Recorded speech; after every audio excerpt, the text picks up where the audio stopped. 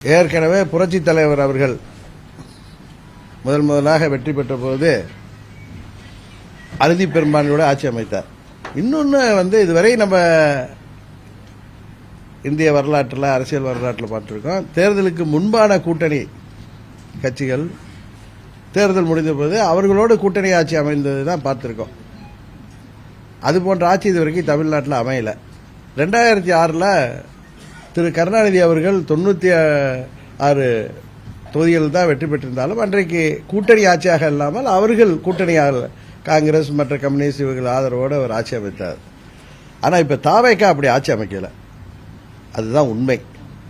அவர்கள் திமுக கூட்டணியில் வெற்றி பெற்ற திரு விஜய் அவர்கள் தீய சக்தி என்று சொன்ன திமுக கூட்டணியில திமுக தான் பெரிய கட்சிங்கிறது எல்லாரும் தெரியும். அவர்கள் இல்லாமல் திமுகவின் உதவி இல்லாமல் அவர்கள் அங்கே வெற்றி பெற்றிருக்க முடியாது மற்ற கூட்டணி. இது நான் யதார்த்தத்தை சொல்றேன். உடனே திமுகவுக்கு ஆதரவான நிலைப்பாட்டை எடுக்கிறேன்னு சொல்லாதீங்க. அங்கே இருக்கிற காங்கிரஸாக இருக்கட்டும், இருந்த காங்கிரஸாக இருக்கட்டும், கம்யூனிஸ்டுகளாக இருக்கட்டும், பாராளுமன்ற தேர்தலையும் இந்தியாவிலேயே அதிக தொகுதிகளில் காங்கிரஸ் வெற்றி பெற்றதே தமிழ்நாட்டில் தான். எனக்கு தெரிஞ்சு கம்யூனிஸ்டுகளுக்கு தமிழ்நாட்டில் தான் 2 எம்பிக்கள் இருக்கிறாருன்னு நினைக்கிறேன். மற்ற மாநிலங்களில் இருப்பதாக ஒரு எம்பியா 2 எம்பி இருக்கலாம். அதுபோல அவர்கள் வெற்றி பெறுவதற்கு இன்னும் சொல்ல போனால் பெரியவர் வைகோ அவர்களின் மகன் திரு துரை வைகோ அவர்கள் வெற்றி பெற்றதே திமுக கூட்டணியில் தான். இன்றைக்கு அவர் உணர்ச்சி வசப்பட்டு அவங்க அப்பா போல பேசுறாரு. குதிரை பேரம் இது இல்லையா, குதிரை பேரம் இல்லையா, ஒட்டக பேரம் இல்லையான்னு. இன்னொன்னு அவர் வசதியா சொல்றாரு. இந்த தேர்தலில் திமுக ஒவ்வொரு தொகுதியிலையும் பல கோடிகளை செலவு செய்தார். 24 தேர்தலில் இவர் திருச்சியில தீப்பெட்டி சின்னத்தில் போட்டியிட்ட பொழுது திமுக ஆதரவோடு தான் வெற்றி பெற்றார். அங்க மதிமுகவுக்கு எவ்வளவு வாக்கு வங்கி இருந்திருக்கும் என்பது உங்களுக்கு தெரியும். அவர் 24 இந்த மாதிரி அதிக திமுக செலவு செய்துதான் வெற்றி பெற்றார் என்பதை அவரும் உணர வேண்டும். அதான் யதார்த்தம். அவர் தொகுதியிலும் அங்கு அவர் வெற்றிக்காக திமுகவினர் தான் அன்றைக்கு அங்கே அரும்பாடுபட்டு இவரை வெற்றி பெற செய்தார்கள். இன்றைக்கு அவர்கள் சட்டமன்ற உறுப்பினர்கள் திமுக சின்னத்தில் தான் வெற்றி பெற்றவர்கள்.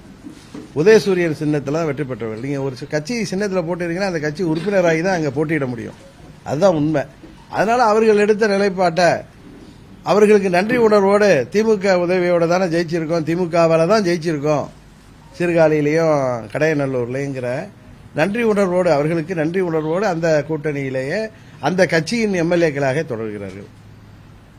இதுல குதிரை பேரம் இருக்கிறது என்பதை நான் முதல்ல அன்னைக்கு நட்ட நிசியில கவர்னர் மாளிகையிட்ட நான் சொன்னேன். அப்ப கூட நீங்க கேட்டீங்க அதுக்கு விஜய் தான் காரணமானு கூட என்ன கூட நண்பர்கள் கேட்டாங்க.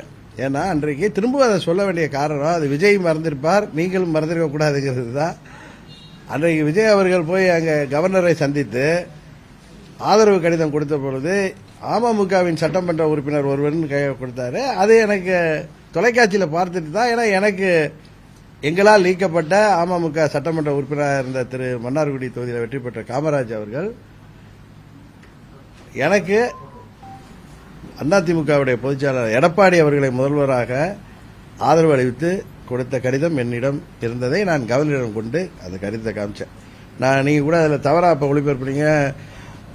இபிஎஸ் அவர்களை முதலமைச்சராக்குவதற்கு நீங்க அழைக்கணும்னு சொல்லி கொடுக்கல. இந்த கடிதம் தான் 5 மணிக்கு கையெழுத்து போட்டிருக்காரு. அதுக்கப்புறம் ஒரு கையெழுத்து வந்திருக்கு. அந்த கடிதம் ஒண்ணு போர்ஜரியா இருக்கணும், இல்ல குதிரை பேரமா இருக்கணும் தான் சொன்னேன். ஏன்னா எங்க எம்எல்ஏ தொடர்பு கொண்ட அவர் கிடைக்கவில்லைன்னு சொன்னேன். அதுக்கப்புறம் 1 மணி நேரத்தில் நான் வீட்டுக்கு வந்தது எம்எல்ஏ அங்க போய் அந்த கடிதமே நான் கொடுக்கல. அந்த வீடியோ ஒன்று வெளியிட்டாங்களே அதை யார் வாங்கியது என்பதெல்லாம் பின்பு தெரிஞ்சிச்சு. இதே இடத்துல எம்எல்ஏ என்கிட்ட சொன்னதை நான் ஏஐயா இருக்கணும் உங்கள்கிட்ட சொன்னேன். அவர் என்ன மேல ரூம்ல சொன்னார் அது ஏஐ கடிதம், நான் கையெழுத்தே போடல அப்படி உங்களுக்கு முன்னாடியே சொன்னார் இதே இடத்துல உட்கார்ந்துதான். ஆனா உண்மையிலேயே அவர்கள் தட்டி தூக்கி இருக்கிறார்கள். இப்ப அமமுக சார்பா இல்ல அதிமுக சார்பா ஒருவர் வெற்றி பெறும் பொழுது அவர் தாவேக்காவுக்கு எதிராக அங்க போட்டிட்டு தான் வெற்றி பெற்றிருக்காங்க. அவர்களாக என்னமோ மெஸ்மரிஸ் ஆன மாதிரி என்னமோ மிட்டாயை பார்த்து ஓடுற பிள்ளைங்க மாதிரி அங்க ஓடி இருக்காங்கன்னு யாரும் சொன்னா அதை நம்ப முடியுமா? இன்றைக்கு விஜய் அவர்கள் அன்றைக்கு முதல் கோணல் முற்றிலும் கோணல்ங்கிற மாதிரி தாங்கள் தூய சக்தி என்று சொல்பவர்கள் 108 எம்எல்ஏக்கள் தான் இருக்காங்க. ஆட்சி அமைக்க வீடு வீடா போனாரு, கட்சி ஆபீஸுக்கெல்லாம் போனாரு. ஆட்சி அவர்கள் ஆதரவு கொடுத்தவர்களை வச்சு ஆட்சி அமைச்சிருக்கணும். அதுவும் சொல்ல போனா கம்யூனிஸ்டுகள் இன்றைக்கு என்னதான் ஜனாதிபதி ஆட்சி வந்துவிடக்கூடாது, ஏதோ பாரதிய ஜனதா கட்சியோடைய மறைமுக ஆட்சி வந்துவிடக்கூடாது என்பதற்காக நாங்கள் திரு விஜய் அவர்களை ஆதரிக்கிறோம் என்று சொல்வதெல்லாம் அவர்களுக்கு வேண்டால் சரியாக இருக்கும். அது தார்மீக அடிப்படையில் சரியில்லை என்பதுதான் என்னுடைய கருத்து. ஏன்னா அவர்கள் ஒன்றும் அந்த கூட்டணியில் வென்றவர்கள் இல்லை. தாவேகா வேட்பாளரை எதிர்த்து தான் அங்கே அவங்க தொகுதியில் திருத்துறைப்பூண்டிலையும் மற்றொரு தொகுதியிலையும் அந்த கம்யூனிஸ்ட் வேட்பாளர்கள் ஜெயித்த இடங்களில் அவங்க வெற்றிருக்காங்க. அதனால் இது ஒரு விசித்திரமான ஒரு பொருந்தாத கூட்டணி ஆட்சி தான் நடக்குது. திரு விஜய் அவர்களுக்கும் அவரை சுற்றி உள்ள அந்த பரிவாரங்களுக்கும் ஒரு பயம் இருக்கு. காங்கிரஸ் வேண்டுமானால் நம்மோடு இருக்கலாம், திரு திருமாவளவன் அவர்களோ ஐயுஎம்எல் அவர்கள் கட்சியோ அல்லது கம்யூனிஸ்டுகளோ, ஏற்கனவே கம்யூனிஸ்ட் 4 எம்எல்ஏ இருக்காங்க, அவர்கள் இன்றைக்கு கூட அவங்க கூட்டணியில் நாங்கள் சேரல, நம்ம வெளியிலேருந்து தான் ஆதரவு கொடுக்குறோன்னு ஒரு நிலைப்பாட்டில் இருக்காங்க. எதற்கு விளக்கமாக சொல்கிறேன்னா, இதில் பல இதை போட்டு குழப்பிட்டு இருக்கீங்க. அதுக்காக சொல்லிடுறேன் கிளியராக. இன்றைக்கு அவர்கள் பயத்தின் காரணமாக, ஆட்சி போய்விடுங்கிற பயத்தின் காரணமாக தான், உங்களுக்கு தெரியும், அதிமுகவை உடைத்து அவர்களுக்கு தப்பான வாக்குறுதிகளை கொடுத்து இன்றைக்கு போய் அங்கே சேர்றாரு விஜயபாஸ்கர் தான். அதுக்கு அவர் மூலம்தான் அவர்கள் அந்த முயற்சியை செய்து 30 எம்எல்ஏக்களை திரட்டினார்கள். அன்றைக்கு திரு இபிஎஸ் அவர்கள் 17 எம்எல்ஏக்களோடு சென்று அங்கே சட்டமன்றத்தில் லெட்டர் கொடுத்ததும் கட்சியின் தலைமை கொடுக்கிற லெட்டர் தான் நிற்கும். அதுபடி தான் அந்த கட்சியோட விப்புங்கிற குரடாலாம் திறந்திருக்க முடியும். தெரிஞ்சதான் 5 பேர் வந்தாங்க. அப்புறம் இவர்களே அன்றைக்கு ஆதரவு கொடுத்தார்கள். தவறான ஒரு முடிவு எடுத்தார்கள். அன்றைக்கே சொன்னேன், தவறான வழியில் போகிறீர்கள், உங்களை விஜய் நடு ரோட்டில் நிறுத்தப் போகிறார். நான் இன்னைக்கு இல்லை, என்றைக்கோ சொன்னேன், ஜூன் மாசமே சொன்னேன், இல்லை மே மாசமே சொன்னேன். இவங்க போய் ஆதரவு அளித்தது மாபெரும் தவறு. ஏன்னா இவர்கள்லாம் அம்மாவின் தொண்டர்கள், அம்மாவால் அறிமுகப்படுத்தப்பட்டவர்கள். இவர்கள் பல பேர் 3 முறை 4 முறை 5 முறை சட்டமன்ற உறுப்பினராக இருந்து பல முறை அமைச்சர்களாக இருந்தவர்கள். அவர்கள் தலைமை மீது அவர்களுக்கு அதிருப்தி இருந்தால் அவர்கள் கட்சியிலே இருந்து அதற்காக அவரோடு பேசி அதை தீர்ப்பது தான் நியாயமாக இருக்கும். அதை விட்டுவிட்டு அன்றைக்கு கட்சியின் நிலைப்பாட்டுக்கு எதிராக தவேகாவுக்கு ஆதரவாக அன்றைக்கு ஆதரவளித்த காரணத்தினால்தான் இன்றைக்கு அவர்கள் கஷ்டங்களை அனுபவித்து வருகிறார்கள். இன்றைக்கு எடப்பாடி அவர்கள் தலைமை மாறினால் சரியாயிடும் என்று சொல்வதெல்லாம் இவர்கள் தாங்கள் செய்த தவறை மறைப்பதற்கு செய்கின்ற நாடகம்தானே தவிர சுயநலத்தை தவிர இதில் வேற ஒன்றும் இல்லை. இன்னும் சொல்ல போனா 2014 அன்றைக்கு எடப்பாடி தலைமையிலான ஆட்சி தொடர்வதற்கு காரணமாக உதவிகரமாக இருந்த என்னை அன்றைக்கு வெளியேற்றினாலும் நான் அம்மாவின் தொண்டன் என்கிற முறையில் அதையெல்லாம் மறந்துவிட்டு இன்றைக்கு அவர்களோடு கூட்டணியிலே இருக்கிறேன், தொடர்ந்து இருப்பேன். நாங்கள் ஆதாயத்துக்காக, அரசியல் ஆதாயத்துக்காக கட்சி நடத்துபவர்கள் அல்ல. ஆட்சி அதிகாரம் முக்கியம்தான். அதே நேரத்தில் நாங்கள் எல்லாம் அம்மாவின் தொண்டர்கள் என்ற ஒரு புள்ளியில நாங்கள் அவர்களோடு எந்தவித மனமாச்சரியத்திற்கும் இடமில்லாமல், எந்தவித மாற்று எண்ணம் இல்லாமல் நாங்கள் அம்மா மக்கள் முன்னேற்ற கழகம் அதிமுக கூட்டணியில இடம்பெற்றுக் கொண்டிருக்கிறது. இந்த கடினமான சூழ்நிலையிலும் நாங்கள் அவர்களுக்கு உறுதுணையாக இருக்கிறோம். ஆனால் அதிமுகவிலே இந்த கடினமான நேரத்தில் அந்த கட்சியால் மந்திரியானவர்கள், அந்த கட்சியால் சட்டமன்ற உறுப்பினரானவர்கள், அந்த கட்சியால் வெளி உலகத்திற்கு தெரிந்தவர்கள், அமைச்சர் பொறுப்பில் பல ஆண்டுகள் இருந்தவர்கள், இன்றைக்கு கூட போறப்ப அந்த துறை அமைச்சர், முன்னாள் அந்த துறை அமைச்சர், இந்த துறை அமைச்சர் என்று அம்மா அவர்களால் அறிமுகப்படுத்தப்பட்டவர்கள், இன்றைக்கு அந்த கட்சியை அழிக்க வேண்டும் என்று நினைப்பவர்களோடு அதிமுக ஒரு தீர்ந்து போன சக்தி, இவர்களெல்லாம் ஊழல் சக்தி என்று சொன்னவர்களோடு இன்றைக்கு போய் சேர்கிறார்கள் என்றால் இது அப்பட்டமான சுயநலத்தை தவிர வேற அல்ல. இன்னொன்னு, ஒரு திரு எடப்பாடி பழனிசாமி அவர்கள் ஒன்றும் புரட்சி தலைவரோ புரட்சி தலைவர் அம்மாவோ அவர்களோ அல்ல. அம்மா அவர்கள் மறைவுக்கு பிறகு எங்களால் முதலமைச்சராக்கப்பட்டவர். அவரை இவர்களெல்லாம் சேர்ந்து அவரை பொதுச்செயலாளராக்கினார்கள். அவரும் கடந்த 7-8 ஆண்டுகளாக அந்த இயக்கத்தை வழிநடத்தி வருகிறார். அவர் மீது எதுவும் குறை குற்றங்கள் இருந்தால் அதை பேசி தீர்க்க வேண்டுமே தவிர இதுபோல ஆளுங்கட்சிக்கு போய் ஆதரவாக போய் சேர்வதோ, அந்த கட்சியை விட்டு வெளியேறுவதோ அது அம்மாவின் தொண்டர்கள் என்று சொல்பவர்களுக்கு அழகல்ல. அவர்கள் அதை எண்ணி பார்க்க வேண்டும், உணர்ந்து திரும்பி வர வேண்டும். உறுதியாக நான் திரு இபிஎஸ் அவர்களுடன் இவர்களுக்காக பேச தயாராக இருக்கிறேன். அவர்கள் தவறான பாதையில் செல்லக்கூடாது. அம்மாவின் கட்சியை, புரட்சி தலைவரின் கட்சியை ஒழித்து விட வேண்டும் என்ற நோக்கத்திலே இருக்கிற தவேகாவிலே போய் சேர்வது உண்மையிலேயே அது வருங்காலத்தில் அவர்கள் பெயரில் ஒரு வருங்கால வரலாறு வருங்கால வரலாற்றில் அவர்கள் கருப்பெழுத்துகளால் அவர்கள் பெயர் எழுதப்படும் என்பதுதான் உண்மை. ஆட்சி அதிகாரம் இன்றைக்கு இருக்கும் போகும். ஆனால் நாம் எந்த இயக்கத்திலே அறிமுகமானோமோ அந்த இயக்கத்திற்கு ஆதரவாக இருப்பதுதான் ஒரு நல்ல தொண்டனின் முடிவாக இருக்க முடியும். அதை அவர்கள் செய்ய வேண்டும் என்பதுதான் எனது கருத்து. திமுக ஆட்சியில் நடந்த ஊழலை இன்னைக்கு விஜய் இல்லாம ஆக்கியிருக்காரு. கடந்த அடுத்த 5 வருடத்திற்கும் விஜய் ஆட்சி தான் நிலைக்கும் என்று மதிமுக பொதுச் செயலாளர் சார், மதிமுக பொதுச் செயலாளர் வைகோ அவர்கள் எனக்கு பிடித்த ஒரு அரசியல் தலைவர்கள் ஒருத்தர். ஆனால் என்ன காரணமோ அவர் பேசுவது உண்மையிலேயே வருத்தம் அளிக்கிறது. 9 ஆண்டுகளாக நாங்கள் நிர்பந்தத்தில் இருந்தோம், எங்களை நிர்பந்தப்படுத்தி எங்கள் சின்னத்தில் நிற்க சொன்னார்கள் என்று சொல்வதெல்லாம் அது அவருடைய தரத்தை அவர் குறைத்துக் கொள்வதுதான். அது வெளியேறி இருக்கலாமே, அன்றைக்கே வெளியேறி இருக்கலாமே. அன்றைக்கே வெளியேறி தனித்து கூட போட்டிட்டு அல்ல அவர் தேர்தலில் போட்டியிடாமல்லாம் இருந்திருக்காரு. இப்பொழுது சொல்வது முதுகில் குத்துவது தான். திமுகவுக்கு ஆதரவாக இருந்து கொண்டு அவர் விஜய் அவர்களை பற்றி என்னெல்லாம் பேசினார் என்பது தெரியும். தேர்தல் முடிவுக்கு பிறகும் என்னை அணுக மாட்டார்கள், அப்படி தாவேக்காவை அணுக மாட்டார்கள் என்று சொன்னவர் தான் பெரியவர் வைகோ அவர்கள். எனக்கு அவர் மேல நிறைய மரியாதை உண்டு, அதனால் நான் அவரை பற்றி எதுவும் இதுக்கு மேல் பேச விரும்பவில்லை. ஆனால் அவர் பேசுவது அனைத்தும் தவறு என்பதுதான் என்னுடைய நிலைப்பாடு.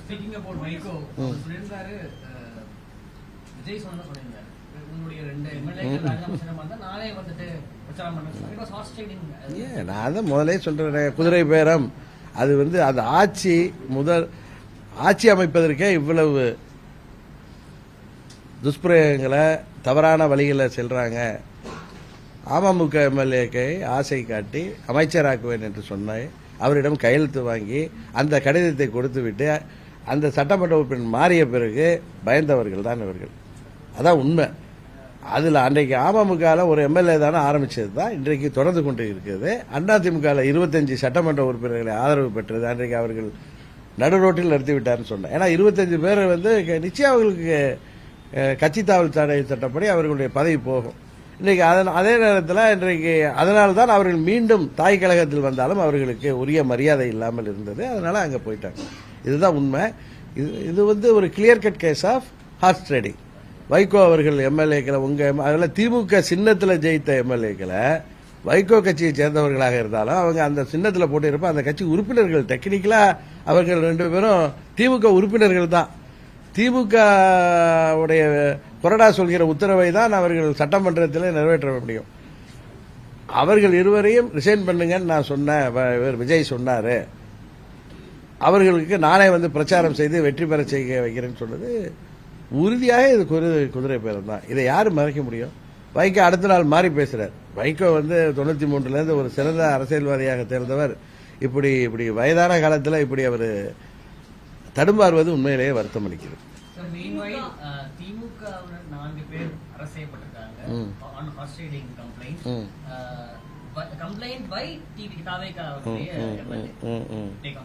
ஆமா, அது இப்பதான் யாரோ 4 பேர் அரசு செய்திருக்காங்க. தம்பி அசோக்குமார் எல்லாம் அதில் சேர்த்திருக்காங்க கேஸ்ல. அது கேஸோட இது என்னன்னு தெரியாம நம்ம அதை பத்தி பதில் சொல்ல விரும்பவில்லை, அவாய்ட் பண்ணல. ஆனா அப்படி பார்த்தா விஜய் முதல் குற்றவாளியாக சேர்த்து அம்மா மக்கள் முன்னேற்ற கழக சட்டமன்ற உறுப்பினர் எங்களுக்கு ஆதரவுன்னு சொல்லி கட்சியின் தலைமை கடிதம் பெறாமல் அந்த சட்டமன்ற உறுப்பினரிடமே திருட்டுத்தனமாக கடிதத்தை பெற்றுக்கொண்டு கவர்னர்கிட்ட கொடுத்துட்டு அந்த இது இன்னும் பெண்டிங் இருக்கு. இல்ல நான் இல்ல, அது அந்த எம்எல்ஏவே போய் அந்த கேஸ் கொடுத்தாரு. அதை அவர் விட்ரா பண்ணாலும் அதெல்லாம் இருக்கு. அதெல்லாம் உரிய நேரத்தில் அதை நாங்கள் அதை கையில் எடுப்போம்.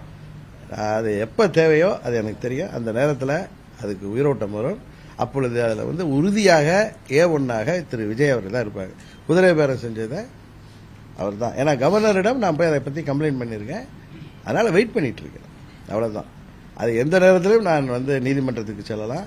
ஏன்னா அதுக்கு ஒன்றும் பார்லாம் கிடையாது, அதுக்கு ஒன்றும் எக்ஸ்பைரி டேட்லாம் கிடையாது. நான் சில காரணங்களுக்காக அதை பொறுமையாக அதை வாட்ச் பண்ணிட்டு இருக்கேன். அவ்வளோதான்.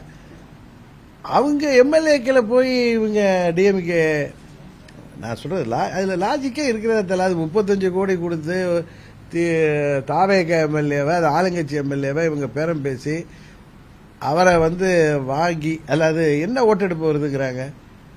இப்போ ஒன்று 6 மாதத்துக்கு அந்த ஆட்சி மேலே நம்பிக்கை இல்லாத தீர்மானம் கொண்டு வர முடியாது. எதற்காக இப்படி செய்ததாக அவர்கள் கம்ப்ளைண்ட் அதில் என்ன அது எஃப்ஐஆரில் என்ன இருக்கு? எதுக்காக பேரம் பேசினாங்கன்னு இருக்கு? என்ன காரணம் காமிச்சிருக்காங்க எஃப்ஐஆர்லன்னு கேட்குறேன். அது எதுக்காக பேரமா? எப்படி கட்சியில இருந்து எல்லாம் ரிசைன் பண்ண சொல்லியா?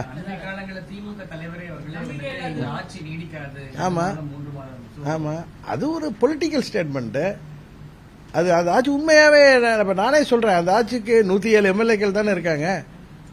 மற்றவர்கள்லாம் திமுக கூட்டணியிலேருந்து இரவல் ஆதரவு தானே. அவர்கள் வெளியேறினா எத்தனையோ இதில் அவங்க இப்போ இது கருத்து முரண்பாட்டில் வெளியேறினா அதில் ஏதாவது 4 பேர் வெளியேறினாலே முடிஞ்சு போச்சு, 2 பேர் வெளியேறினாலே முடிஞ்சு போச்சு. அதனால அவர் அந்த காரணத்தில் சொல்லியிருக்கலாம், பழைய கூட்டாளிகள் தானே, நம்ம மீண்டும் அவர்களை கன்வின்ஸ் பண்ணி நம்மளோட அழைத்துக்கலாங்கிற எண்ணத்திலையும் சொல்லிக்கலாம். அதுக்கு இதுக்கு எப்படி முடிச்சு போடுறீங்கன்னு எனக்கு தெரியல.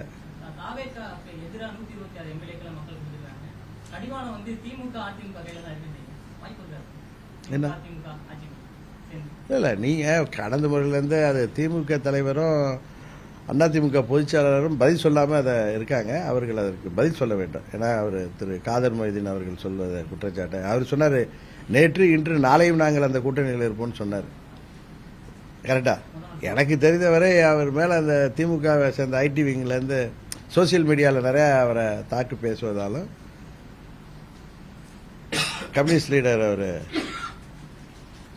பேர் என்ன, சிபிஎம் தலைவர் திரு சண்முகம் அவர்களையும் கம்யூனிஸ்டையும் தாக்கி சோசியல் மீடியாவில் நிறைய திமுகவினர் பதிவுகள் போடுவதனால கோபப்பட்டு பேசுகிறார்கள் என்று சொல்கிறார்கள். அவர்கள் திரு ஸ்டாலின் அவர்களோடு போய் பேசி வந்தார்கள். எனக்கு தெரிந்து திரு காதர் மொய்தீன் அவர்கள் சொன்னார்கள், நாங்கள் நேற்று இன்று நாளையும் அங்கே தான் இருப்போம்னு சொன்னாங்க. அதில் என்ன மாற்றம் வந்துச்சுன்னு தெரில. அதுக்கு ஊடக பேட்டியிலெல்லாம் கூட பார்த்தேன், வந்து தாவேக்காவுக்கு நீங்கள் ஆதரவளிக்கணும்னு எங்கள் மக்கள் எல்லாம் சொன்னாங்கன்னு. அவங்க பாபநாசத்தில் அவங்க திரு ஷாஜஹான் இன்றைக்கு அமைச்சராக இருக்கவர் திமுக கூட்டணியில் தான் வெற்றி பெற்றார். அங்கே தாவேக்கா வேட்பாளரை அவர்கள் தோற்கடித்து தான் வெற்றி பெற்றிருக்காங்க. அதுபோல் என்கிட்ட வந்து சொன்னாங்க, இஸ்லாமிய பெண்கள் வந்து விஜய்க்கு ஆதரவு கொடுங்க அப்படின்னு பார்த்தா அவங்க நிறைய தொகுதியில் விஜய்க்கு ஆதரவாகவே வாக்களித்திருக்கலாமே. அவர்கள் 2 எம்எல்ஏக்கள் வெற்றி பெற்றிருக்க முடியாது அந்த தொகுதியில். அதனால் இன்றைக்கு ஒரு ஆட்சி அதிகாரத்தில் இடம்பெறுறோங்கிறதுனால அவங்க ஏதோ பேசுகிறார்கள். அவர்கள் உண்மையிலேயே பார்த்தால் எனக்கு திமுகவை பார்க்கும் பொழுது எனக்கு வருத்தமாக தான் இருக்குது. ஏன்னா அவர்களெல்லாம் வெற்றி பெறுவதற்கு திமுக தொண்டர்களும் நிர்வாகிகளும் அவர்கள் எவ்வளவு பாடுபட்டு இவர்களெல்லாம் வெற்றி பெற செய்தார்கள் என்பது அவர்கள் வாயாலே ஒத்துக்கொள்கிறார்கள். இதற்கெல்லாம் காலப்போக்கில் அவர்கள் அதற்கான பதிலை சொல்லித்தான் ஆக வேண்டும். இது வந்து இந்த கூட்டணி ஆட்சிங்கிறது இது ஒரு பொருந்தாத கூட்டணியே தான். இது ஒன்றும் தேர்தலுக்கு முன்பாக கூட்டணியில் இருந்த கட்சிகள்லாம் சேர்ந்து வெற்றி பெற்ற பிறகு ஆட்சி அமைக்கவில்லை. இது வந்து மற்றவர்கள் இடத்திலிருந்து ஆட்களை பிடித்து தான் அவர்கள் அது ஆட்சியை வந்து இன்றைக்கு நடத்தி கொண்டிருக்கிறார்கள். இதிலிருந்து தெரியுது அவர்களுடைய நேர்மை, தூய சக்தியெல்லாம் கிடையாது, இது ஒரு நாசகார சக்தின்னு எல்லாருக்கும் தெரியுது. ஏன்னா அவர்கள் தேர்தலுக்கு முன்பு சொன்ன வாக்குறுதிகள் எல்லாம் எவ்வளவு பல்ட்டி அடிக்கிறாங்கன்னு தெரியும். நேற்றைக்கு கூட கன்னியாகுமரியில் அந்த அட்டாமிக் மினரல் மைனிங்கில் இவர்கள் வந்து எப்படியெல்லாம் அவர்கள் ஏற்கனவே தீர்மானம் போட்டார்கள், அது நாசகார அந்த ஒரு பிளான்ட் வரக்கூடாதுன்னு இன்றைக்கு அதற்கு எக்ஸ்டென்ஷன் கொடுத்து உயிரோட்டம் பண்ணியிருக்காங்க. அதுபோல் வந்து மாதம் எலக்ட்ரிக் மீட்டர் கணக்கெடுப்பேன், மாதம் 200 யூனிட் நாங்கள் வந்து இலவசமாக தருவோம்னு சொல்லிட்டு இப்போ 500 யூனிட் வரைக்கும் பயன்படுத்துறவர்களுக்கு தான் 200 யூனிட் இலவசம்னு சொன்னாங்க. விவசாயிகள்லாம் ஒன்றும் எங்களுக்கு உடனே பயிர்க்கடன் தள்ளுபடி செய்யுன்னு சொல்லல, தேர்தல் வாக்குறுதிப்படி முழு கடனையும் தள்ளுபடி செய்வீங்கன்னு அவங்க சொன்னதை செய்யாமல் ஏமாற்று வேலை இருக்காங்க. இவர்கள் ஏமாற்று சக்தியாகத்தான் தாவேக்கா இருக்கு. இது வந்து இந்த கூட்டணி ஆட்சிங்கிறது இது ஒரு பொருந்தாத கூட்டணியே தான். இது ஒன்றும் தேர்தலுக்கு முன்பாக கூட்டணியில் இருந்த கட்சிகள்லாம் சேர்ந்து வெற்றி பெற்ற பிறகு ஆட்சி அமைக்கவில்லை. இது வந்து மற்றவர்கள் இடத்திலிருந்து ஆட்களை பிடித்து தான் அவர்கள் அது ஆட்சியை வந்து இன்றைக்கு நடத்தி கொண்டிருக்கிறார்கள். இதிலிருந்து தெரியுது அவர்களுடைய நேர்மை, தூய சக்தியெல்லாம் கிடையாது, இது ஒரு நாசகார சக்தின்னு எல்லாருக்கும் தெரியுது. ஏன்னா அவர்கள் தேர்தலுக்கு முன்பு சொன்ன வாக்குறுதிகள் எல்லாம் எவ்வளவு பல்ட்டி அடிக்கிறாங்கன்னு தெரியும். நேற்றைக்கு கூட கன்னியாகுமரியில் அந்த அட்டாமிக் மினரல் மைனிங்கில் இவர்கள் வந்து எப்படியெல்லாம் அவர்கள் ஏற்கனவே தீர்மானம் போட்டார்கள், அது நாசகார அந்த ஒரு பிளான்ட் வரக்கூடாதுன்னு இன்றைக்கு அதற்கு எக்ஸ்டென்ஷன் கொடுத்து உயிரோட்டம் பண்ணியிருக்காங்க.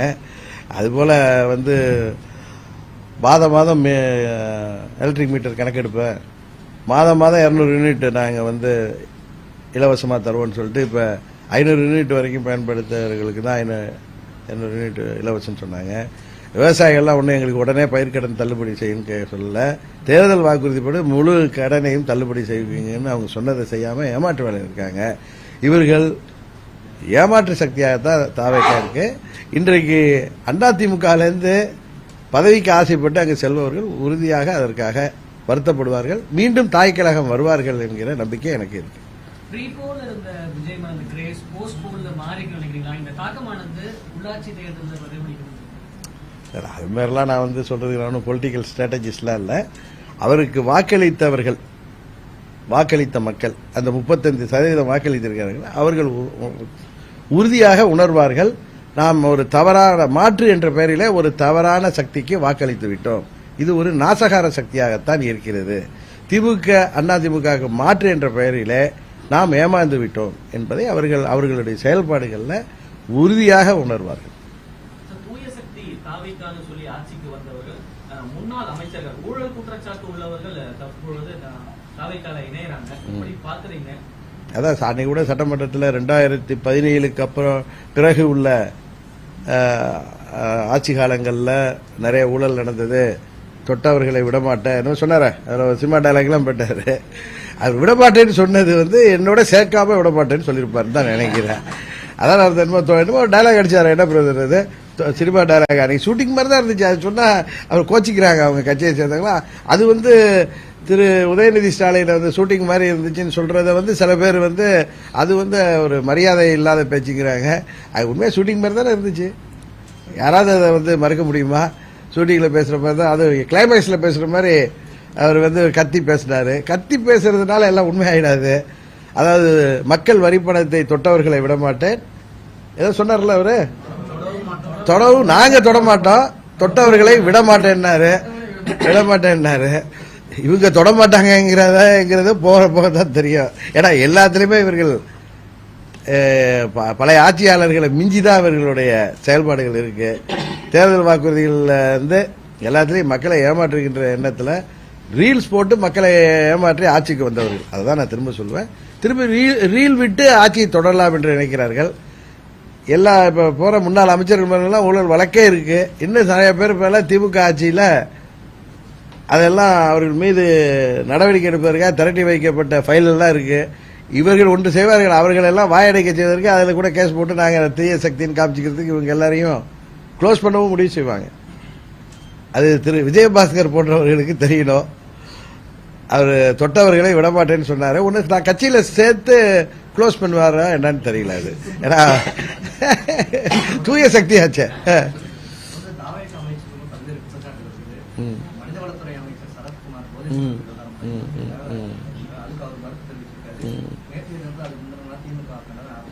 ஆமா இல்ல அது ஏற்கனவே முதல்ல அதை கண்டிச்சு அறிக்கை கொடுத்தது நான் தான். ஏன்னா அந்த அவரை கேட்டா ஒயிட் பவுடர், அது வந்து மாத்திரையை பொடியாக்கிறேங்கிறாங்க. அது விஜயெல்லாம் தோத்துருவார் போல இருக்கு, அந்த அளவுக்கு அவருடைய திறமையா இருக்காரு அவரு. எங்க போய் சிஎஸ்கே மேட்ச்ல குழந்தைக்கு இப்பயே அந்த குழந்தைக்கு 3 வயசு 4 வயசு இருக்குன்னா அது ஒரு டாக்டரை விட்டு வேற பதில் சொல்ல வைக்கிறாங்க, ஒரு சின்ன பாப்பாவை விட்டு பதில் சொல்ல வைக்கிறாங்க, ரீல்ஸ் போட்டு ஏமாத்தலான்னு பாக்குறாங்க. அது அந்த ஒயிட் பவுடர் என்ன பவுடருங்கிறது இப்ப சாதாரணமா பட்டாக்கத்தியை வச்சு கேட்க விட்டுறவனெல்லாம் துரத்தி போய் போலீஸ் கைது செய்யுது. இது வந்து அந்த ஒயிட் பவுடர் இருக்குல்ல, ஒயிட் பவுடர் மந்திரியை, அது அந்த ஒயிட் பவுடரை எப்படி மாத்திரையை நசுக்கினார்னு அவர்கிட்ட திருப்பி ஒரு கையில் ஒரு டெபிட் கார்டா கிரெடிட் கார்டை கொடுத்து ஃபோன் மேலே வச்சு 500 ரூபா தாள் இருந்தால் தான் அதை சரியா அதில் அது நசுங்குமா என்னன்னு தெரியல, அதை வச்சு நசுக்கி காமிக்க சொல்லி தான் இதில் ஒரு ப்ராக்டிக்கலாக ஒரு இதை வச்சு தான் எடுக்க முடியும். காவல்துறை என்ன செய்யுதுன்னு தெரியல, நார்கோட்டிக் பியூரோ என்ன செய்யுதுன்னு தெரியல. வெயிட் பண்ணி பார்ப்போம் யார் அதில் ஆக்ஷன் எடுக்கிறாங்கன்ட்டு. அரசியலை விட்டு ஸ்டாலின் அவர்கள் விலக வேண்டும் அதான் சொல்றேன்ல, அவர் ஒரு 15 நாளைக்கு முன்னாடி என்ன இப்படிதான் அரசியல் விட்டு ஒதுக்குறாரு. இப்ப திரு ஸ்டாலின் அவர்களை பார்த்து 50 ஆண்டுகளாக அரசியலில் இருக்கிறவர் பார்த்து இவர் ஒரு சின்ன பையன் இவர் பேசுறாரு. அதான் சொல்றேன்ல, அற்பர்களுக்கு வாழ்வு வந்து அடுத்த ராத்திரில கொடை பிடிக்க தான் செய்வாங்க. அது கொஞ்ச நாள் ஓட தான் செய்யும். இதெல்லாம் தானா அடங்கும். அது வரைக்கும் நம்ம பொறுமையாக காத்திருப்போம் தான் சொல்றேன். அந்த மேகதாது விஷயம் ஓடிட்டு இருக்கு. குறுவை தண்ணியெல்லாம் வரல. அந்த போராட்டம் குறுவை சாகுபடி பண்ணலன்னா வேற கரெக்டாக கேட்டீங்க. அப்படின்னா அந்த அவர் வெங்கட்ராமன் பேசியிருக்காரு. அவருக்கு ஒன்றும் தெரியல. உள்ள விவசாயத்தை பற்றி தெரியுமா என்னன்னு தெரில. அங்கே வந்து இந்த திருவாரூர் மாவட்டத்திலலாம் நெல்லை தவிர வேறு எதுவுமே பயிரிட முடியாது. அதெல்லாம் கிளே சாயில். ஈவன் நாகப்பட்டினத்துலேயும் அப்படி தான். அவர் வேறு பயிர் செய்ய முடியாதுன்னு இல்லை. சில பகுதிகளில் வேறு பயிர் செய்ய முடியுமே தவிர நெல்லை தவிர பயிரிட முடியாத மாவட்டங்கள் தான் டெல்டா மாவட்டங்கள். அது கூட தெரியாமல் அவர் பேசுகிறாரு. இதெல்லாம் தற்கூரின்னு யாரும் சொன்னால் கோவப்படுறாரு அவங்க தலைவர் திரு விஜய் அவர்கள். அவங்களுடைய பேச்சு எல்லாமே தற்கூரித்தனமாக தான் இருக்கு. இன்னொரு அமைச்சர் அவர் ஒரு ஐஆர்எஸ் ஆஃபீஸர் இருக்கார். அவர் பேர் என்ன, அருண்ராஜ் வந்து ட்விட்டர் மெசேஜில் இன்னொரு அமைச்சரை அவர் துறையே மாற்றி போட்டுட்டு கேட்டால் அட்மின் போட்டாங்கிறாங்க. அவங்க இன்னொரு அமைச்சருக்கு நீங்கள் தான் எல்லாம் எடுத்து சோசியல் மீடியாவில் பார்க்குறப்ப தான் எந்த துறை அமைச்சர்னே தெரியாமல் செயல்பட்டு இருக்காங்க. இதெல்லாம் பார்க்குறப்ப உண்மையிலேயே இவர்கள் ஆச்சரியக்குறிகளாக தான் தெரிகிறாங்க. இன்னொரு அமைச்சர் மாத்திரையை வந்து நான் வந்து இதில் உட்காந்து என் பிள்ளைக்கு க்ரஷ் பண்ணி கொடுத்தேங்கிறாரு. இதெல்லாம் பார்க்குறப்ப என்ன பண்ணுறது, இதெல்லாம் வாக்களித்த மக்கள் எல்லாத்தையும் பார்த்து தான் இருக்காங்க. அதுக்கு வந்து உரிய நேரத்தில் அதுக்கு உரிய தீர்வை அவர்கள் தருவார்கள்.